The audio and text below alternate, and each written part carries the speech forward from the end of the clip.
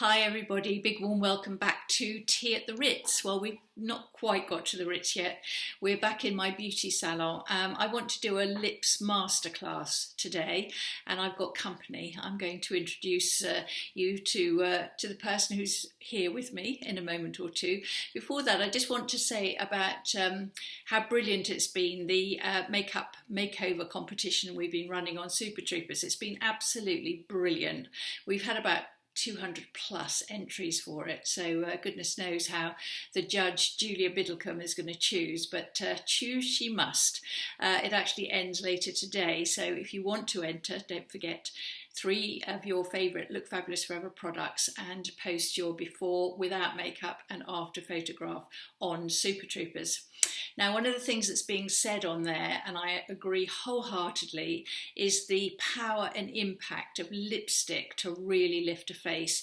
It is amazing when you look at the before pictures, which often show a face that's quite pale and a bit wan and certainly lacking in definition. And then the after photographs with the makeup on, but the one thing that really lifts the whole look is lipstick, and that's why I wanted to talk to you about that today, because I think it's a really important thing to get right. So let me just introduce you to Julie, and in fact I'll let Julie tell you a little bit about herself, and then you'll know who she is. Thanks, Tricia. Thank you for welcoming me to tea. So as Tricia says, I'm Julie. I work for Tricia. I've worked for Tricia for many years. I'm a makeup artist. I'm also head of customer service. So some of you may have spoken to me or written to me or had a live chat on our website.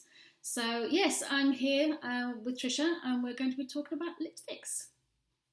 Okay, so when I had the idea for Look Fabulous Forever, I knew that one of the challenges I'd have would be to convey to people who are buying online what the different colours would be. It's really quite tricky buying makeup online, and I knew there'd be a certain resistance to it.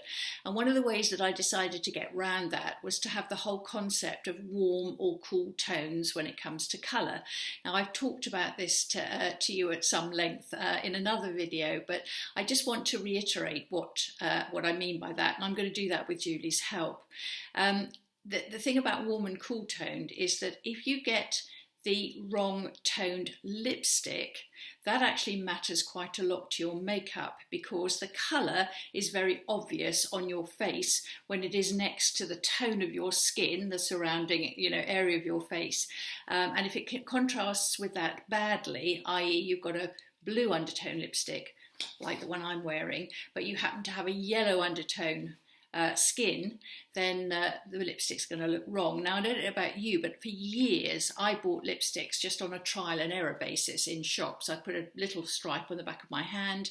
I'd try and work out whether it might suit me. I'd go like that, and often I'd get home, I'd put it on, and it looked awful. Throw it in the drawer in disgust. So I now have a way of understanding that a blue undertone lipstick would really suit me. And Julie, as you've seen, has a yellow undertone to her skin. She's warm toned, so a warm toned lipstick is going to suit her. So it is quite important to know. Now, I'm going to start off by showing you some of the colours that I love, and then Julie will show you some of the colours that she wears and she loves. And we're going to try and describe to you just how we make that, that choice when we're doing a makeover as to whether somebody's cool toned or warm toned. Now, obviously for me, I can suit these kind of bluey pinks. So this pink is very definitely got that sort of bluey undertone to it. And then if I show you some of the scarves that I've got here, I think it's pretty obvious those kind of colours like soft lilac. Navy is good on me, but navy is a bit of a crossover colour, actually suits most people. And then in this scarf, I've got lots of pinks and also purple, and this is a sort of bright magenta colour. This is actually a kettlewell colour, which is magenta. It doesn't come across properly true on this computer screen, but you get the idea of the kind of colours that suit me. I'm going to turn around now so that you can look at Julie and some of the colours that she is wearing and what suits her. Thanks for that, Tricia. So now the lipsticks that I would like to wear in our range are things like rosewood, I love the reds. I'm a red person. I like the coral. It's quite a nice bright summer colour. And I like to wear clothes that are kind of, I suppose, they're quite bright. Now, if I start off and show you my, I've got a coral top here, and you can see that it's a very warm colour. We have an amazing lipstick that goes with that, which I think I've got somewhere over there. I'll probably show you that later. I quite like to wear colours like it's a grey, but it's a warm grey, but it's got a warm pink in there, so that looks fantastic with our soft coral. It's beautiful together. In fact, the flowers and that really pick up the coral. And then I quite like to wear green. Now, green's it's a difficult colour to wear, but if you go for a warm green as a warm tone person, you can see that's it's my colour. With that, I'd probably wear something like the russet, which is a beautiful colour. And I quite like gold. As you can see, I'm kind of wearing a sort of orangey, goldy colour today. And just plain gold is, again, you can see that? You can see it kind of like a yellow toned. Looks quite nice against my skin. So yes, and my bright reds, which I love. Now, that would go wonderfully with one of our really, really strong reds that you've got in the range. That's a real orangey red, isn't it? It is, yes, yeah. It is. You can get reds that are bluey red, which cool tone people can wear, and they look amazing as well. But you can see the colour is very, very orange, and it's very much a warm person's red. So, yes. I do hope that was, vaguely helpful to you. I know it's a very, very confusing subject. You've been watching me on these Tea Time at the Ritz videos. I think this is the 53rd video or something I've made, and you can see that all the colours that I've worn in those videos have been cool toned colours, so lots of pinks and a sort of taupey colour I think I wore from time at one point, and a red, but my red is much more of a cherry red, and I also suit bright white, which works for me. One of the things that I just thought I wanted to discuss with Julie was the whole way that when we're doing a makeover, how we approach when somebody is actually in two minds as to whether she's warm toned or cool toned. So she'll come into the shop and say, okay, I'd like a makeover. Do you think I'm warm toned or cool toned? So I'm just gonna ask Julie to tell you how she makes up her mind, what she looks for in order to decide whether this person is likely to be cool toned. Well, first of all, I look at what they're wearing. I look, including the lipsticks that they're wearing, if they have got any on. Look at the clothes they're wearing, the colours they're wearing. Do they actually suit them? Some people do get it wrong, but usually when you get to our age, this time of life, you do know what you are, it suits you. But if you feel uncomfortable and you're not confident enough to know that, am I doing the right thing, think about the underlying tone of your skin, which is really good, the veins. So you have green veins and you have blue veins. So a blue vein person, if you look at your wrist, you can see that either green or blue here. A green veined person would be a warm tone person. That's me, and then blue would be cool. Now these are suggestions. This isn't written in stone. We're kind of merely trying to help you choose. So I would look at the colours they're wearing.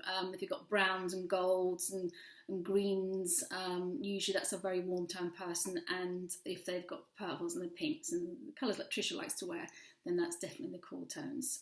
So we kind of go through all we might hold up some scarves against the skin, and you can see what looks good and what doesn't look good on it. Those colours that you get complimented when you're wearing, I always think that's a good sign. If somebody is, if you put something on and everywhere you go, everyone you meet practically says, oh, you look nice today, that looks lovely. I think that's always a good sign that you're wearing something that's really working well with your skin tone.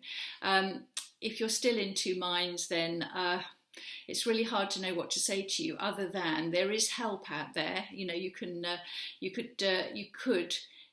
call a style consultant, maybe talk to a style consultant, and I know that there are style consultants who are doing Zoom consultations at the moment. But you could also just be a neutral person, that you can get away with colours from both sides. Yeah, I mean, that's a really important thing that Julie's just said there, because if you really can't decide, and you can wear practically any colour and they all suit you well and you get complimented on it, then it's possible that you're in this range in the middle, which is neutral, and you're lucky because there are no holds barred, and you can wear whatever you like.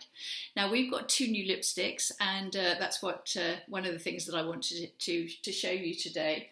So this is our new Very Berry.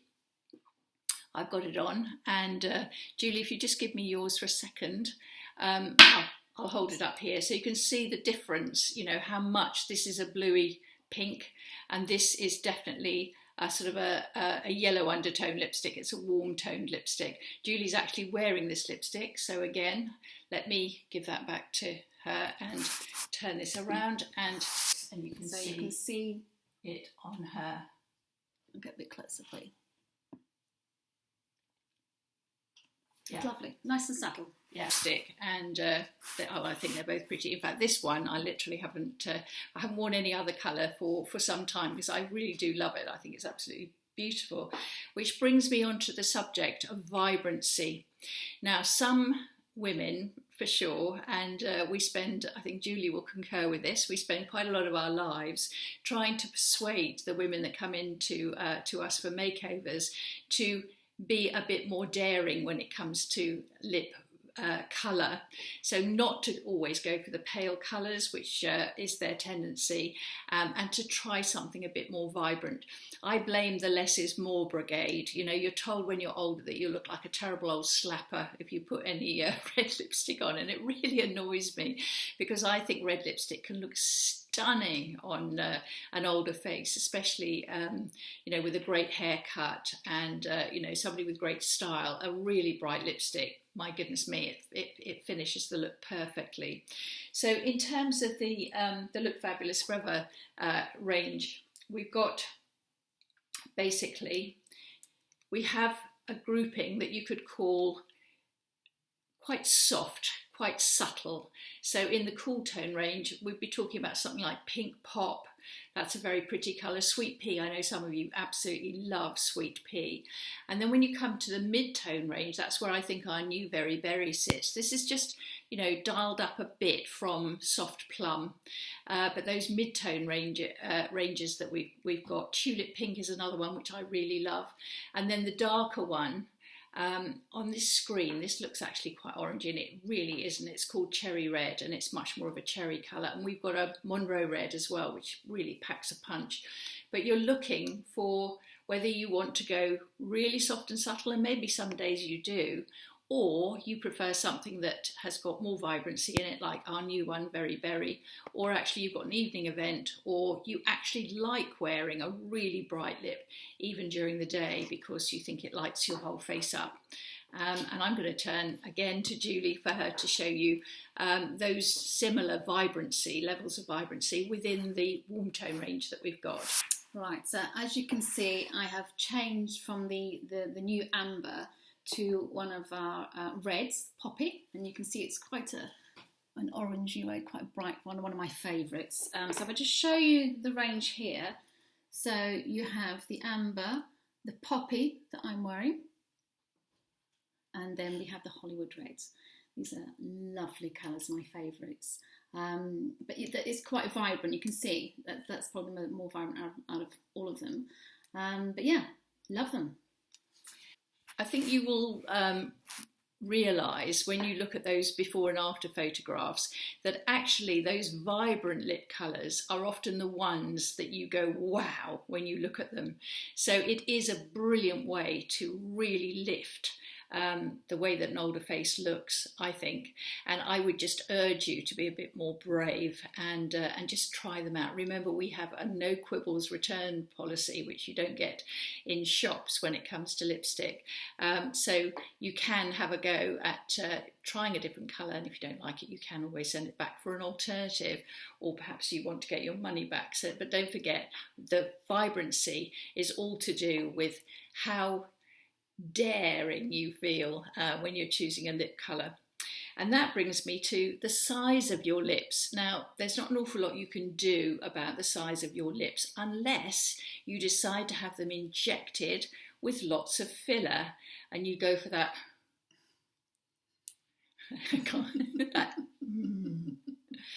that trout pout look. Don't know whether any of you have seen Britt Ekland recently on the Best Exotic Marigold Hotel programme on the television. I haven't been watching it, in fact. I've seen a few clips from it, and let's say she's really gone all out for the lips. Now, I personally don't particularly like that look, so it's not one that appeals to me. But there is a tip that I can give you to make sure that you're using the maximum amount of lip when you're applying a lipstick, and that is to create your own trout pout in a way.